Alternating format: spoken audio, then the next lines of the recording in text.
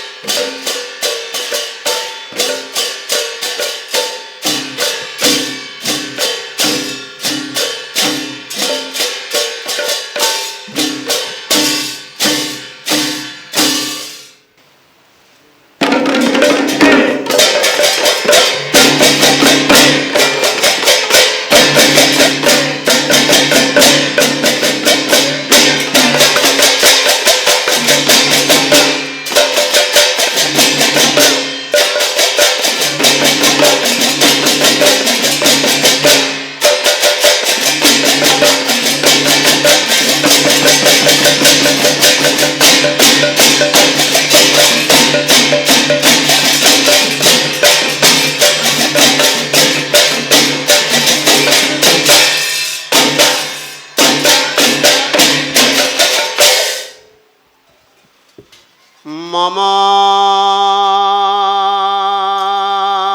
प्राणनाथ मम प्राणनाथ श्री गौरांग हे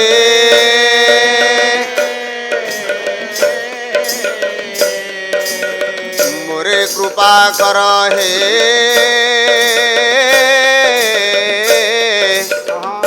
नदिया नवदीपवासी श्रीमान गौरचंद्र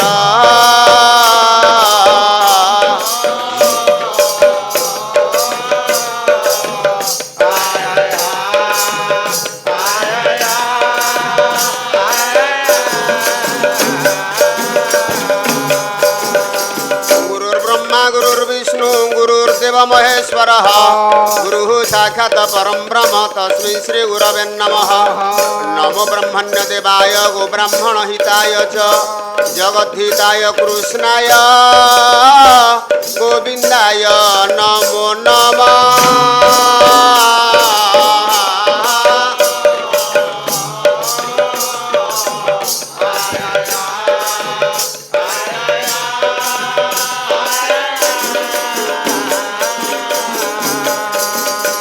कस्तूरी तिलकं ललाटपटले वक्षस्थले कौस्तुभं नासाग्रे वरमौक्तिकं करतले वेणुकरे कङ्कणं सर्वाङ्गे हरिचन्दन सुललितं कण्ठे च मुक्तावली गोपस्त्री परिवेष्टित विजयते श्रीगोपाल चूडामणि।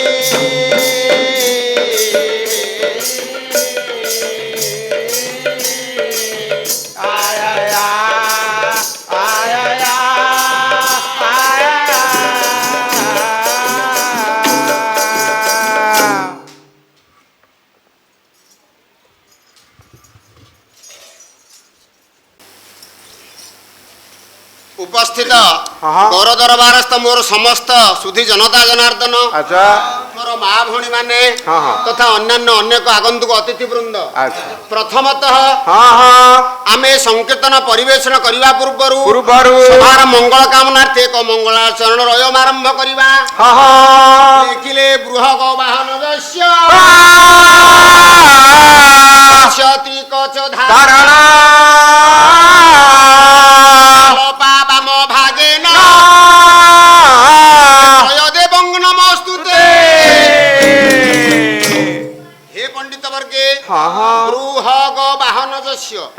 ब्रूरु वृषभ हरु हंस गरु गरुड़ गरुड़ जो वृषभ हंस गरुड़ कहाँ कर वाहन ब्रह्मा विष्णु महेश्वर पुणी तापरे जस्य त्रिकच धारण धारण आज्ञा त्रिरु त्रिशूल करु कमंडल एवं चरु चक्र त्रिशूल कमंडल चक्र ए आयुध कहाँकर पुणी ଛାଲପା ବାମ ଭାଗେନ ଆଜ୍ଞା ସାରୁ ସାବିତ୍ରୀ ଲରୁ ଲକ୍ଷ୍ମୀ ପାରୁ ପାର୍ବତୀ ସାବିତ୍ରୀ ଲକ୍ଷ୍ମୀ ପାର୍ବତୀ ଏ କାହାଙ୍କର ସହଧର୍ମିଣୀ ବିଷ୍ଣୁ ମହେଶ୍ୱର ତେବେ ସେଇ ବୃଷଭ ହଂସ ଗରୁଡ଼ ବ୍ରହ୍ମା ବିଷ୍ଣୁ ମହେଶ୍ୱର ତ୍ରିଶୂଳ କମଣ୍ଡଳ ଚକ୍ର ଏବଂ ସାବିତ୍ରୀ ଲକ୍ଷ୍ମୀ ପାର୍ବତୀ ଉପସ୍ଥିତ ଦରବାରସ୍ଥ ସମସ୍ତ ଜନତାର ମଙ୍ଗଳ କାମନା କରନ୍ତୁ ଓଲ ଆନନ୍ଦ ହରି ହରି ବୋଲା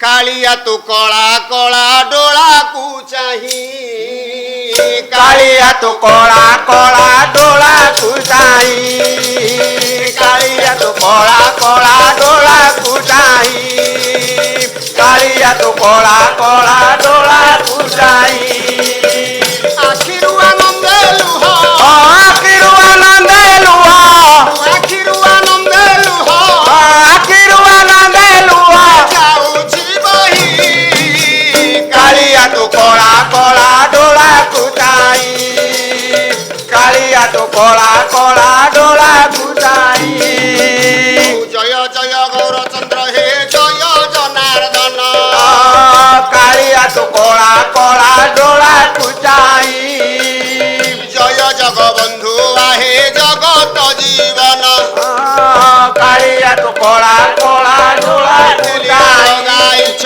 ଦୁନିଆ ଭିତର କାଳିଆ ତୁ କଳା କଳା ଡୋଳାକୁ ଚାହିଁ ମହିମା ତୁମର କାଳିଆ ତୁ କଳା କଳା ଡୋଳାକୁ ଚାହିଁ ଦିନ ଜନ ଠାରେ ପ୍ରଭୁ କରିଥିବ ଦୟା କାଳିଆ ତୁ କଳା କଳା ଡୋଳାକୁ ଚାହିଁ ଅଧମ କ୍ଷମ ମୋରେ ନ କରିବ ମାୟା କାଳିଆ ତୁ କଳା କଳା ଡୋଳାକୁ ଚାହିଁ ଶୁଣିବେ ଗୁଣିକ ଜନେ ଦେଇ କରି ମନ କାଳିଆ ତୁ କଳା କଳା ଡୋଳାକୁ ଚାହିଁ ଆଲୋଚନା ହେବ ଗତ ଅଧ୍ୟାୟର କଥା ମାନ କାଳିଆ ତୁ କଳା କଳା ଡୋଳାକୁ ଚାହିଁ ଗୌର ଦରବାରେ ସବିଏ ହରି ହରି ବୋଲ କାଳିଆ ତୁ କଳା କଳା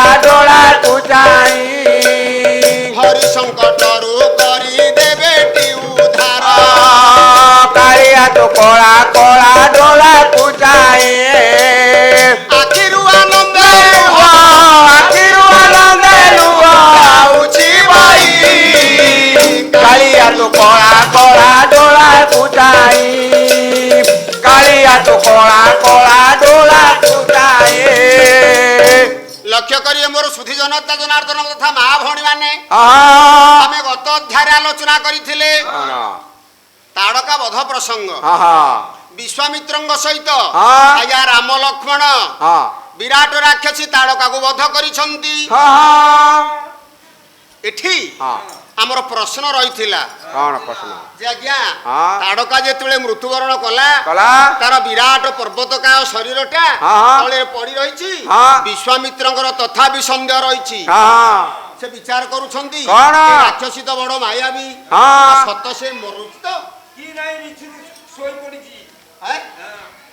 ରାମଙ୍କୁ ପଚାରିଲେ ମହର୍ଷି ବିଶ୍ୱାମିତ୍ର କହିଲେ ପୁଅ ରାମଚନ୍ଦ୍ର କଣ ସାଡ଼କାର ମୃତ୍ୟୁ ହେଲା ତ ରାମ କହିଲେ ଗୁରୁଦେବ ଆପଣ ପିତା ମୁଁ ହଉଛି ପୁତ୍ର ଆପଣ ଗୁରୁ ମୁଁ ହଉଛି ଶିଷ୍ୟ ଏ ଆପଣଙ୍କ ଆଗରେ ମୁଁ ମିଛ କଥା କହିବି ତାଡ଼କାର ମୃତ୍ୟୁ ହୋଇସାରିଛି ତାପରେ ଆଜ୍ଞା ଆମର ପ୍ରଶ୍ନ ଥିଲା ଆପଣ ମାନଙ୍କ ନିକଟରେ ଯେ ଯେତେବେଳେ ପ୍ରାଣ ଚାଲିଗଲା ଏ ଶରୀରରୁ ପ୍ରାଣ କେଉଁ ବାଟେ ଗଲା ଏତିକି ଆମ ଅଧ୍ୟାୟଟି ଆଜ୍ଞା ରହିଥିଲା ତେବେ ୟାର ପ୍ରଶ୍ନରେ ପଚାରିଥିଲୁ ବହୁତ ଜ୍ଞାନୀ ଭାଇ ଭଉଣୀ ମା ବାପା ମାନେ ପଣ୍ଡିତ ମାନେ ଆମକୁ ବିଭିନ୍ନ ପ୍ରକାର କମେଣ୍ଟ ମାଧ୍ୟମରେ କିଛି କିଛି ଉତ୍ତର ଦେଇଛନ୍ତି ଯାହା ଯାହା କହିଛନ୍ତି ତଥାପି ଆଜ୍ଞା ସେ ସବୁ ସନ୍ଦେହ ଘରରେ ଅଛି ଦେଖାଯାଉ ଆଜି ଆମେ ପୁରାଣ ଆଲୋଚନା କରିବା ଭିତରେ ବିଭିନ୍ନ ପ୍ରକାର ପୁରାଣକୁ ଥୋଇବା କଣ ସେଥିରୁ ମୀମାଂସା ବାହାରୁଛି ଆମ ଓଡ଼ିଶାରେ ଆଜ୍ଞା ଘରେ ଘରେ ପରିଚିତ ହଉଛି ନବାକ୍ଷରୀ ଛାନ୍ଦ ଅତି ବଡ଼ି ଜଗନ୍ନାଥ ଦାସଙ୍କର ଭାଗବତ ଭାଗବତରେ ଜଗନ୍ନାଥ ଦାସ ପଦିଏ କହିଲେ ଆଜ୍ଞା ଏ ଜୀବଟାର ପ୍ରାଣ କେଉଁ ବାଟେ ଯାଏ କେତେ କେତେ ପ୍ରସଙ୍ଗ ଅଛି ଗୋଟେ ଛୋଟିଆ କଥା କହିବା ଆଜ୍ଞା ଦଶମ ସ୍କନ୍ଧ ଗୋପ ଲୀଳାରେ ଗୋଟେ ପଦ ଅଛି ଭାଗବତକାର ଜଗନ୍ନାଥ ଦାସ କହିଲେ पंच पुराण क्षीर संगे क्षीर संगे पंच पुराण क्षीर संगे क्षीर संगे पशिला गोविंद रंगे सेई अंगे पचिला गोविंद रंगे सेई अंगे। आज्ञा जेते बेले हाँ पहुंची गला पुतना राक्षसी कृष्ण 6 दिन पिलाटी आइथिले हाँ हाँ कंस विचार कला कौन? मोर शत्रु गोपपुर रे बढुची हाँ। अरे ताकू न मारला पर्यंत जीवन रे शांति आसीबो ना आसिब नाही। आज्ञा कपटता आचरण करी कौशलर सहित पुतना को पठा गला हाँ हाँ पुतना जदि ता रूप धरि आसी थांता हाँ आ कोन गोपपुर रे पसी थांता ना, ना। ये गोपपुर रे पशु पशु क्या गोपपुर लोक जायकरी तोड़ी घोड़ी बाहर कर को पहाड़ पर्वत खोल रे पसी थांता हाँ हाँ तेणु से कला कौन कला? राक्षसी कपटता आचरण करी हाँ। एक सुंदरी नारी रूप धरी हाँ गोपपुर भीतर को तथा तांकर घर भीतर गमन कला कला कौनसी मते प्रलोभन देखई हाँ जशोदा को राजी करू न करू हाँ। कहला माँ हाँ। देख मोर टिके आग्रह होची तम संतान को मुटिके धरंती धरती धरती जशोदा के मातृ स्नेह वत्सला हाँ हाँ कुहा जाए कौन? पुरुष मान आज्ञा पाषाण हाँ किंतु माँ माने से पाषाण होई पारंती नाही नहीं नहीं हैं? हाँ माँ गोटे कोमल हृदय विशिष्ट हाँ हाँ बापा को जेते दुख पड़ू से दम धैर्य धरि पारिबो हाँ माँ संभाली पारिबो पारिब नाही। सेइथे पे तो कुहा जाए कौन? ए भूमेर गरियसी माता दुचतर पिता ननी जन्म भूमि स्वर्गादपि गरियसी भूमेर गरियसी माता माता ए पृथ्वी भितरे हाँ जिए जेते बड़ अछि हाँ। सबुठो बड़ होछि माँ माँ सर्वं सहा से हाँ। से जेते सहे हाँ। जेते दुख भोग करे हाँ हाँ ताठु की अधिक दुख भोग करंती पारणा ना स्वर्गाद उच्चतर पिता हाँ। बापा हमको स्वर्ग ठाରୁ आसन मध्य अधिक हेई परिबो हाँ हाँ तेणु जननी जन्मभूमि च स्वर्गात गरियछि। गरियछि आज्ञा माने हाँ। ए कथा को भूलिबार नाही नहीं। निजर जननी हाँ। आ जन्मभूमि हाँ। ये स्वर्ग ठाରୁ बळी मध्य महान सेइथि पई हाँ। आज जशोदा को जेतेबेले प्रलोभित करै जाईछि हाँ हाँ ऊपर राजी हे गले अच्छा अच्छा अच्छा धरि पकेला पुतना राक्षस आसी कृष्णचंद्र को हाँ कला कौन? कला कोन कौन कला? आज्ञा नगर बाहर को नहीं गला हाँ। या तार निज स्वरूप बाहर करी नाही नहीं। से कहला कृष्ण को मारिबा बेले ही मो रूपटा मु ମୁଁ ବାହାର କରିବି। तेणु कला कोन कौन कला? आज्ञा पुतना स्तन रे विष थिला हाँ ए कथा समस्त गोचर थिला बेले हाँ कृष्णचंद्र को जेतेबेले धरि नेला हाँ कोळ रे बसाई धीरे कोलाखी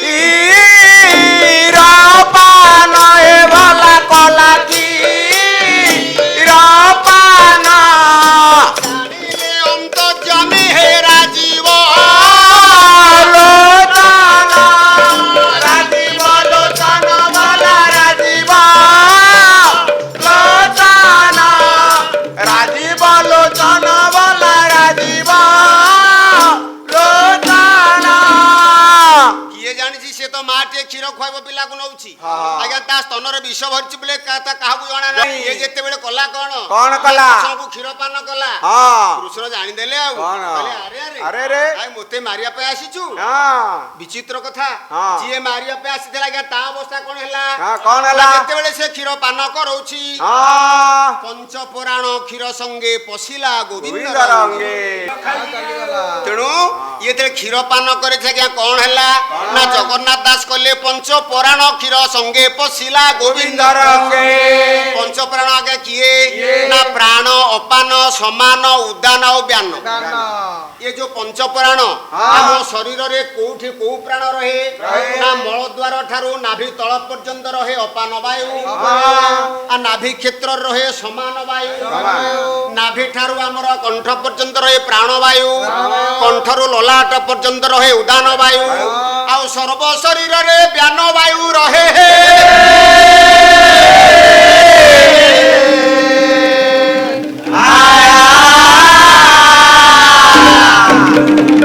ये क्षीर पियाऊ पियाऊ किछि समय मध्य देखा गला आज्ञा से निज रूप धारण कला संगे संगे गोपपुरवासी चाहे ताड़ुछंता ପଛେ ପଛେ ଦେଖିଲା ବେଳକୁ କୃଷ୍ଣ ତା ଉପରେ ନାଚୁଛନ୍ତି ଖେଳୁଛନ୍ତି ବିରାଟ ପର୍ବତକା ଶରୀରଟା ନିଶ୍ଚଳ ହେଇ ପଡିଛି ପାଖକୁ ସହଜେ ଯାଉନଥିଲେ ଅନେକ ସମୟ ଧରି ଅପେକ୍ଷା କଲେ ଯଶୋଦା କହିଲେ ନାଇଁ ନାଇଁ ମୋ କଳା କନେ କି ମୁଁ ଛାଡି ପାରିବି ନାହିଁ ଧାଇଁ ଯାଇ ଦେଖିଲା ବେଳକୁ ଆଜ୍ଞା ପ୍ରାଣଟି ଆଉ ତାର ନାହିଁ ତେଣୁ ଜଗନ୍ନାଥ ଦାସଙ୍କ ଭାଗବତ ପ୍ରମାଣ କଲା ଯେ ସ୍ତନ ବାଟେ ପ୍ରାଣ ଚାଲିଗଲା ଆଜ୍ଞା ଏ ଭାଗବତର ଗୋଟିଏ ପ୍ରମାଣ ଦେଖିବା ଭାଗବତ ଛାଡି ଆଜ୍ଞା ଟିକେ ମହାଭାରତ ଆଡେ ଯିବା ମହାଭାରତରେ ଯୁଦ୍ଧରେ ଆଜ୍ଞା ଅନେକ ମୃତ୍ୟୁବରଣ କରିଥିଲେ ସୁଦ୍ଧା ଆମେ ଗୋଟିଏ ମୁଖ୍ୟ ଚରିତ୍ର ଉପରେ ନଜର ପକେଇବା ମୁଖ୍ୟ ଚରିତ୍ର କିଏ ସେଠିରେ ମହାଭାରତରେ ଖଳନାୟକ ଥିଲା ଦୁର୍ଯ୍ୟୋଧନ ସବଂଶ ମରେଇ ବ୍ୟାସ ସରୋବର ନିକଟରେ ଭୀମସେନ ହାବୁଡରେ ଯେତେବେଳେ ସେ ପଡି ଗଦା ଯୁଦ୍ଧ କରିଛି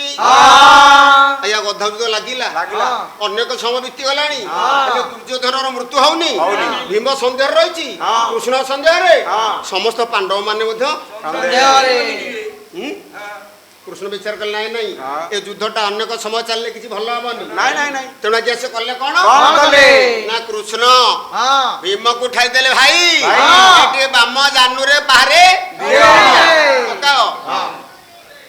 ଭୀମ ଆଜ୍ଞା ଜାଣିଦେଲା କହିଲା ଆଚ୍ଛା ଏଇଠି ତାର ମୃତ୍ୟୁ ଭେଦ ରହିଛି ଆଉ ତେଣୁ ଆଜ୍ଞା ଭୀମ କଲା କଣ ଏ ପାହାର ପକାଇ ଦେଲା ବାମ ଜାନୁ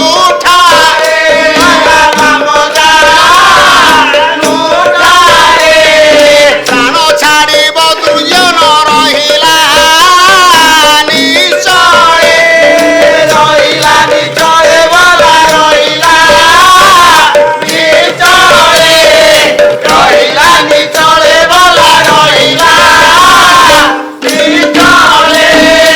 କୃଷ୍ଣଙ୍କ ଇଙ୍ଗିତରେ ଆଜ୍ଞା ଭୀମ କଲେ କଣ ନା ତାର ବାମ ଜାନୁ ଦେଶରେ ଗଦା ପ୍ରହାର ଯେତେବେଳେ କରିଦେଇଛନ୍ତି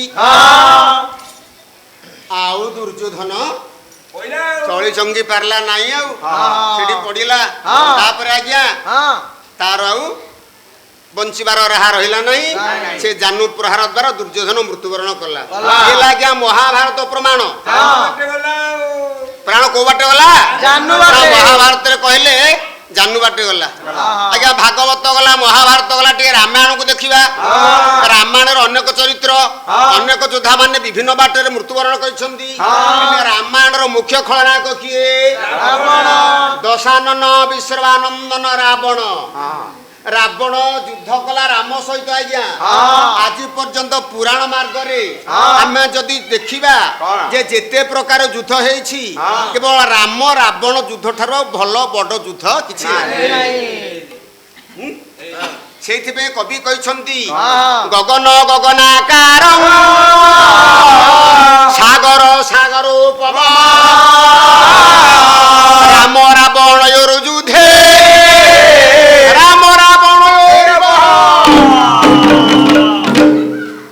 ଆଜ୍ଞା ଗଗନ ବୋଲେ ଆକାଶ ଆକାଶ ଗୋଟେ ତା ସାଙ୍ଗରେ ଆଉ କୋଉଟା ସମାନ ହବ କୋଉ ଜିନିଷ ଥୋଇଲେ କହିଲେ ହବ ଆକାଶ ସାଙ୍ଗରେ ଆଜ୍ଞା କିଏ ସମାନ ହବ କେବଳ ସେ ଆକାଶ ଆମେ କହ ସମୁଦ୍ର ଭଳିଆ କିଏ ଅଛି ଆଜ୍ଞା ସମୁଦ୍ର ଭଳିଆ କିଏ ଥବ ଯଦି ସମୁଦ୍ର ଭଳିଆ କିଏ ଥବ ସିଏ ହଉଛି ସେଇ ସମୁଦ୍ର ସେମିତି ରାମ ରାବଣ ଯୁଦ୍ଧେ ରାମ ରାବଣ ରିବ ରାମ ରାବଣ ଯୁଦ୍ଧ ସାଙ୍ଗରେ ଆଉ କୋଉ ଯୁଦ୍ଧ ସମାନ ଆଜ୍ଞା କହିହବନି କେବଳ ରାମ ରାବଣ ଯୁଦ୍ଧ ସାଙ୍ଗରେ ସେ ରାମ ରାବଣ ଯୁଦ୍ଧ ହିଁ ତୁଲ୍ୟ କରାଯିବ ତେଣୁ ରାମ ରାବଣ ଯେତେବେଳେ ଯୁଦ୍ଧ ଚାଲିଲା ବାରମ୍ବାର ବାରମ୍ବାର ଶରାଘାତ କରିବା ଦ୍ୱାରା ଆଜ୍ଞା ରାବଣର ମସ୍ତକ ଛିଡ଼ି ଯାଉଛି କିନ୍ତୁ ମରୁନି ମସ୍ତକ ଛିଡ଼ି ଯାଉଛି ମରୁନି ଆଜ୍ଞା ଆମେ ରାସ୍ତାରେ ଗଲେ ଝୁଣ୍ଟି ପଡ଼ିଲେ ମରି ଯାଉଛେ ଭକ୍ତ ଚରଣ ଦାସ କହିନାହାନ୍ତି ମନବୋଧ 34ରେ ଝୁଣ୍ଟି ପଡ଼ିଲେ ଉଠି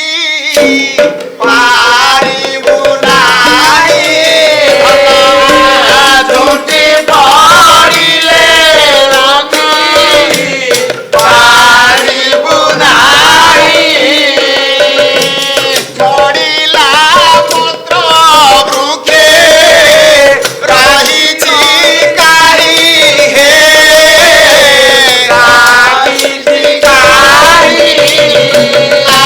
ଝଡ଼ିଲା ପତ୍ର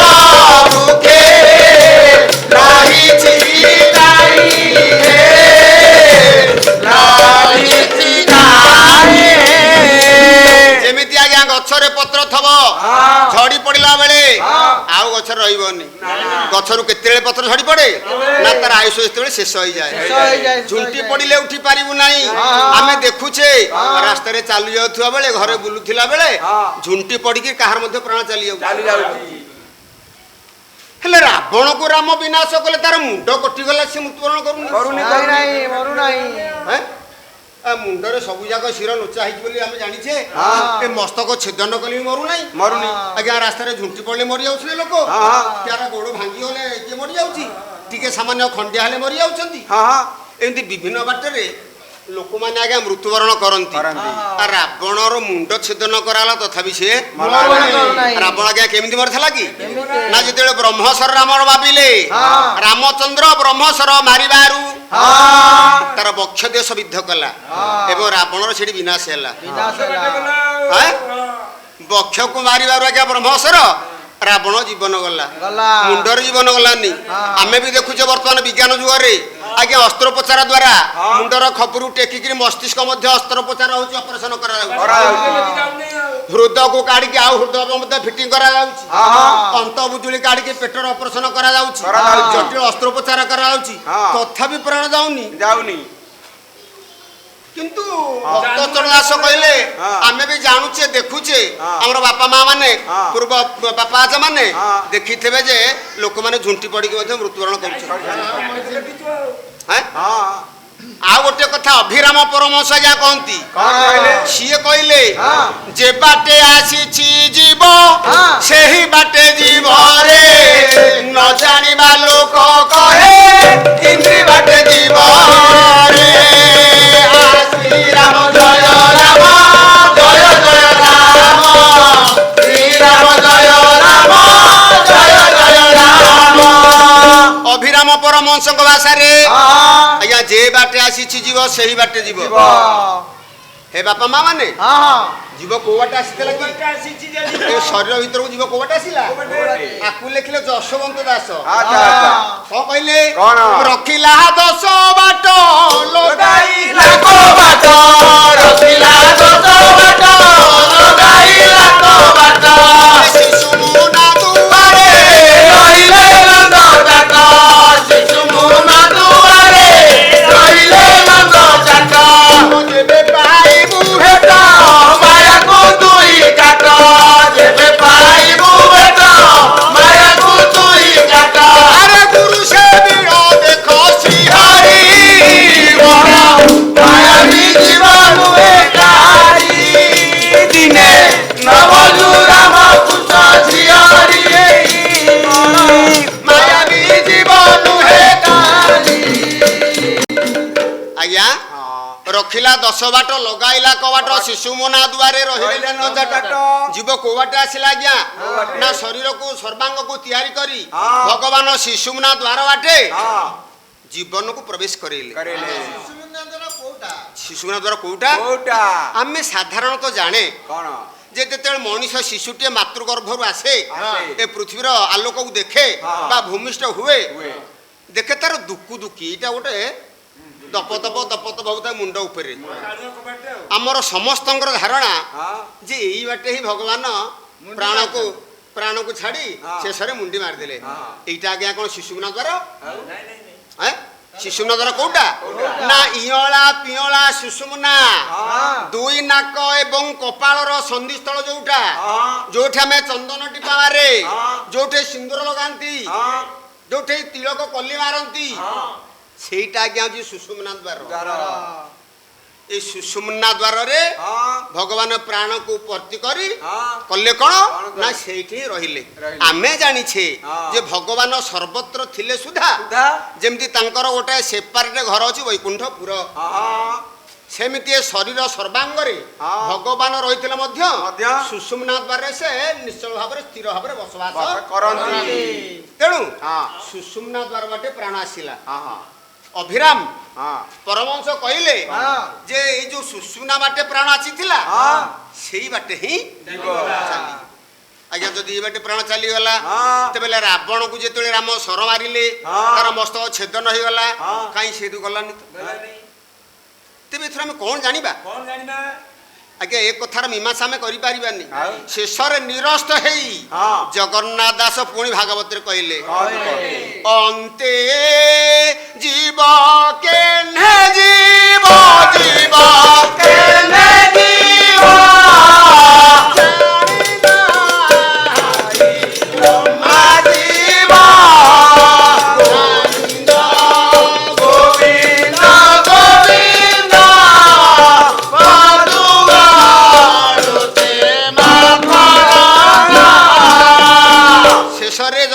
ସ୍ଥିର କଲେ ନାଇଁ ଆଜ୍ଞା ମାନେ ଏ କଥା କହିହେବନି। ଅନ୍ତେ ଯିବ କେହ୍ନେ ଯିବ ଜାଣି ନାହାନ୍ତି ବ୍ରହ୍ମା ଶିବ। ଆଜ୍ଞା ବ୍ରହ୍ମା ଶିବ ଯୋଉଠି ଜାଣିପାରି ନାହାନ୍ତି ଆମେ ଗୋଟେ ଖାଲି ମିଛ ମିଛ କଳ୍ପନା କରି କହିବା ଦେଖୁନ ଆଖିରେ ଅନେଇଛି ଆଖି ତରାଟିଛି ଆଖି ବାଟେ ପ୍ରାଣ ଗଲା। ଆରେ ଭାଇ ଦେଖ ଗୋଡ କେମିତି ଦେଖ ଶୀତଳ ହେଇଯାଉଛି ଥଣ୍ଡା ହେଇଯାଉଛି ଗୋଡ ଆଡୁ ପ୍ରାଣ ଛାଡି ଛାଡି ଆସୁଛି। ଆଜ୍ଞା ପ୍ରାଣ କଣ ଯିବା ପାଇଁ 10-15 ମିନିଟ ସମୟ ନିଏ? ଆଉ ଗୋଡ ଆଡୁ କଣ ପ୍ରାଣ ଛାଡି ଛାଡି ଆସୁଛି? ତେଣୁ ପ୍ରାଣ ଛାଡିଯାଏ ଏକାଥରକେ। ପ୍ରାଣ ବୋଲେ ପବନ ପବନ ଟିକେ କୋଉ ବାଟେ ଯିବ ଯିଏ ଏ ଶରୀରକୁ ପବନ ଆଣି ପ୍ରାଣ ସଞ୍ଚାର କରେଇ ବର୍ତ୍ତମାନ ଆମକୁ ଦୁନିଆର ବରଦାନରେ ଚଲେଇଛି ହସଉଛି ଖେଳୁଛି କନ୍ଦୁଛି ରୋଜଗାର କରୁଛି ସବୁ କର୍ମ କରୁଛି ସେ ହିଁ ଜାଣନ୍ତି ଯେ ପ୍ରାଣ କୋଉ ବାଟେ ଯିବ। ତେଣୁ ହେ ପଣ୍ଡିତ ମାନେ ହେ ମା ବାପା ମାନେ ଆମେ ଯୋଉ ଗତ ଅଧ୍ୟାୟରେ କଥା କହିଥିଲେ ଅନେକ ପ୍ରକାର ଏମିତି ସନ୍ଧ୍ୟାର୍ଥରେ ବିଭିନ୍ନ ପ୍ରକାର କମିଟି ଆସିଥିଲା। ବର୍ତ୍ତମାନ ଆମେ ପୁରାଣ କଥା ଆଲୋଚନା କଲେ ଏଇ ସିଦ୍ଧାନ୍ତରେ ପହଞ୍ଚିଲେ ଯେ ମନୁଷ୍ୟ ଶରୀରରୁ ପ୍ରାଣ କେଉ ବାଟେ ଯାଏ ଏଟା ସମସ୍ତଙ୍କୁ ଗୋଚର। କହିବ କିଏ ନା କରି କରାଉ ଥାଏ ସେହି କରି କରାଉ ଥାଏ ସେହି ତା ବିନୁ ଅନ୍ୟ ଗତି ନାହିଁ ତା ବିନୁ ଅନ୍ୟ ଗତି ନାହିଁ। ଯିଏ କରୁଛି ସେ ସର୍ବଶକ୍ତିମାନ ବିଶ୍ୱ ନିୟନ୍ତା ଶ୍ରୀମନ ନାରାୟଣ ଶ୍ରୀ କୃଷ୍ଣଚନ୍ଦ୍ର ଶ୍ରୀହରି ଏ କଥା ଜାଣନ୍ତି। ମଣିଷ ବିଚାରରେ ଏ କଥାର ସମାଧାନ ହୋଇପାରିବ ନାହିଁ।